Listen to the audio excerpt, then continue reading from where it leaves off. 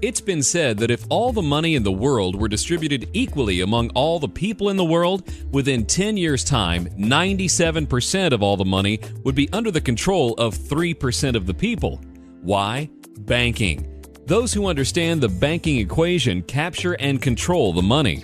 Most people think they understand banking. They write checks, put money into the savings, and get loans at the best interest rate they can find.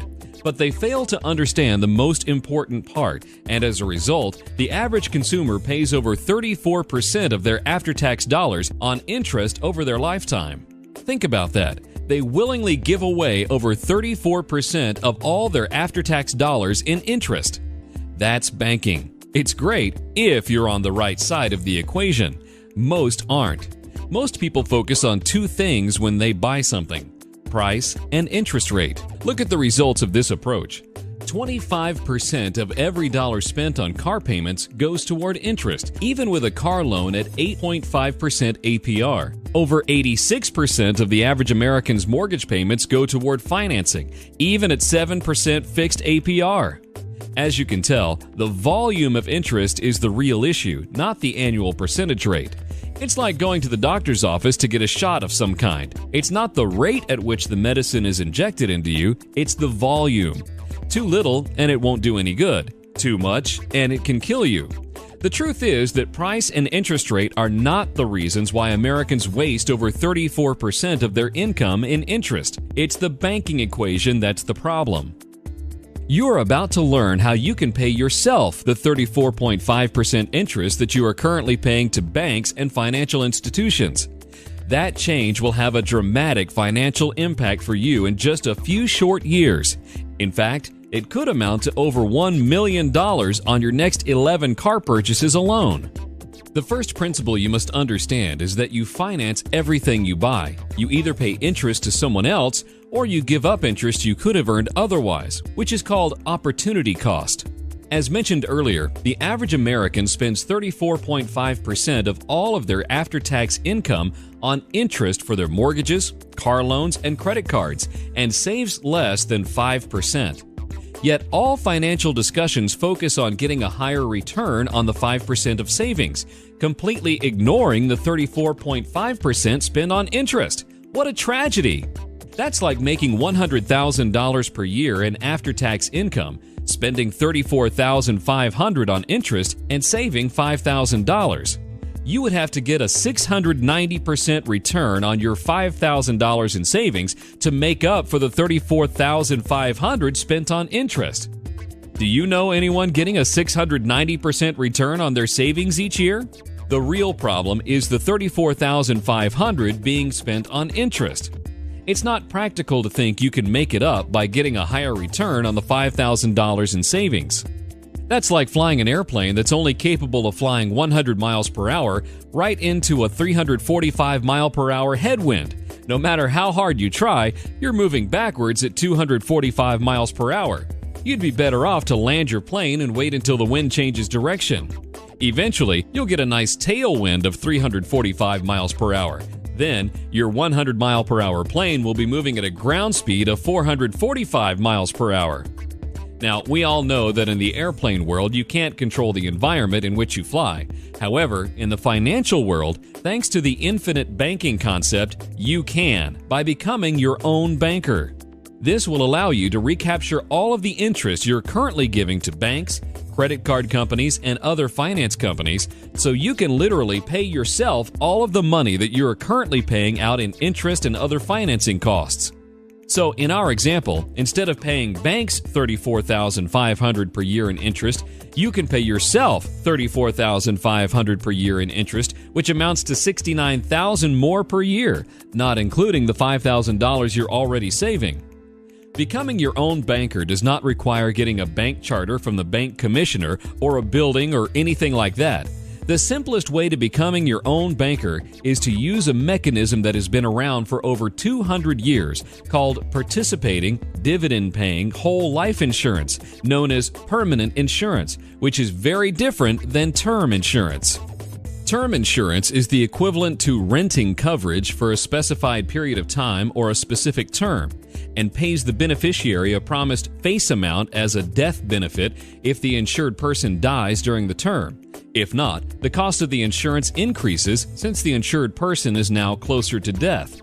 This continues to happen until at some point it is simply cost prohibitive to continue with term coverage, so the coverage is typically dropped.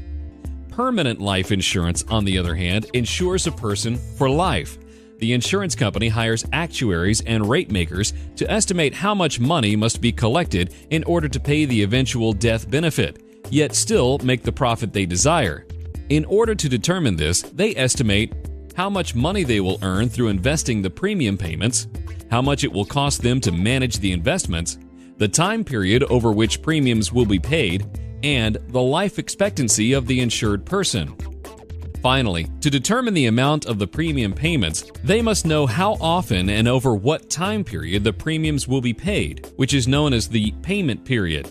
Shorter payment periods have higher premiums because they are effectively paying in advance for the cost of insurance. The shorter the payment period, the better suited it is for the purposes of the infinite banking concept. To understand why, let's break down a typical premium payment. Assume the actuaries and rate makers determined you would have to pay $20 to the insurance company for them to be able to run their company, make their desired profit, and be able to pay your beneficiaries the death benefit upon your passing. If $20 is their best estimate, they're going to charge you $25 to build in a little margin for error. Let's say you decided to shorten the payment period, so your actual premium was $50. A little bit of that, say 50 cents, will be spent by the insurance company to pay their employees who run the company. The insurance company will invest the remaining amount into bonds, mortgages, real estate developments, or joint ventures with other private organizations, unless the owner of the policy exercises their contractual right to use the money elsewhere. That is the key to becoming your own banker. Every life insurance policy, which is a contract, plainly states that the owner of the policy, who is the person that pays the premiums, outranks every potential borrower in access to the money that must be lent. So what does this mean? This means that the owner has absolute control over the investment function of the company. The insurance company can only invest the money if the owner of the policy does not exercise his option to use the money instead. So what can the owner use this money for? Anything he wants. Now listen closely, because you are about to see the power of becoming your own banker. Remember that 8.5% car loan that ultimately cost you 25%? Instead of buying that car today, if you fund your bank for the next 4 years by making premium payments into your permanent life insurance policy, you will be able to borrow from your own bank, which is the cash value in your policy, to pay for the car. Then, instead of making payments to the automotive financial company, you make the payments to yourself by making the payments back into your policy. To maximize the power of becoming your own banker, you must pay yourself at least the amount of interest you would be charged by the automotive finance company, preferably more. What does this amount to? Let's assume you'll buy a new car every 4 years for the next 44 years, so 11 cars total. Each car will be financed for $10,550 and can be financed at 8.5% interest for 48 months. You have a choice with how to pay for these cars. You can use one of 5 methods. You can buy them through a bank or other finance company, lease them, pay cash for them, use an interest-earning savings account, or use your own bank by using the infinite banking system. Let's look at each method in further detail. Buying the car through a bank at 8.5% interest would cost $260 per month, which is $3,030 per year. Over 44 years, that amounts to $137,280. Leasing a car costs a little bit more. Why? Because you lease from the owner of the car. Is the owner a fool? No. He will make some money on the activity. Let's then assume that leasing will cost you $175,000. Paying cash for the cars will first require you to save up for the car, so you would have to defer buying the first car for 4 years. The overall cost for the cars would be $116,050, which is the $10,550 times 11 cars. The last 2 methods both involve having a banking mentality. The difference is using your own bank versus using someone else's. Let's compare. Assume that for the last two methods, you understand the need to capitalize your bank, so you accumulate $5,000 per year for 7 years before purchasing the first car. You could accumulate your money in a savings account and buy certificates of deposit at someone else's bank in the amount of $5,000 with a yield of 5.5% interest. However, this interest is taxable, so the after-tax effect is 4%, assuming a 30% tax bracket. After 7 years, you would have $41,071 in your account. So you buy your first car and continue making the $3,030 car payments into your savings account. By year 50, you would have $258,927 in this account. Alternatively, you could accumulate your money in a dividend-paying permanent life insurance policy instead of at someone else's bank. For the first 14 years, putting your money in someone else's bank comes out ahead. But from that point forward, the infinite banking concept is favored in an accelerating fashion.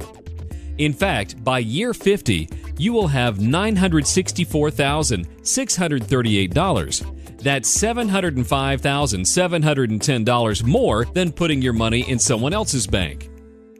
Why is this? Because when you become your own banker, you are the only owner of your bank, so you receive the profits that would otherwise go to the bank. It's that simple and that powerful. There really is no comparison. Plus, by using a dividend-paying permanent life insurance policy as your bank, you get the other inherent benefits with life insurance policies. Namely, the dividends paid on a life insurance policy are not taxable.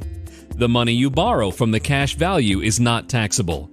And the cash value is protected from creditors and judgments in most states. By becoming your own banker, you will soon be in a position to stop supporting the employees and shareholders of other banks and finance companies through all the interest you're paying to them, and instead use that money to support you and your family. Becoming your own banker will prove to be one of the wisest decisions of your lifetime.